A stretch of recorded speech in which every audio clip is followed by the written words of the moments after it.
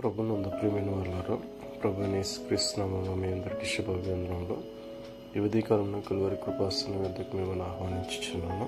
ద్వితీయోపదేశకాండము 8వ అధ్యాయము 18వ వచనంలో, కాగా నీ దేవుడైన యెహోవాను జ్ఞాపకం చేసుకున్నవలను ఏలయనగా తాను నీ పితరులతో ప్రమాణం చేసినట్లు తన నిబంధనను నేటి వలె స్థాపింపవలనని మీరు భాగ్యము సంపాదించుకొనుటకై మీకు సామర్థ్యము కలుగు చేయవాడు ఆయనే. మీ పితరులతో దేవుడైన యెహోవా వాగ్దానం చేశాడు, నిబంధనలను ఇచ్చాడు. కానీ దానిని నేటి వలె స్థిరపరచాలని, స్థాపింపవలనని ఆయన మీకు సామర్థ్యం కలుగజేసిన దేవుడు కనుక ఆయనను మీరు జ్ఞాపకం చేసుకునండి. మీకు సామర్థ్యం కలుగచేయని ఎడల నేటి వలె మీరు వాగ్దాన భూమిలో ప్రవేశింపడానికి దేవుడు అవకాశం లేని ఎడల మీరు స్వాధీనపరచుకోలేరు. కాబట్టి ఆయనను జ్ఞాపకం చేసుకోవాలని మోసే సెలవిచ్చిన మాటను మనం కూడా గైకొనవాలని ప్రభు పేరిట మనం చేయించున్నాం. ఆమేన్.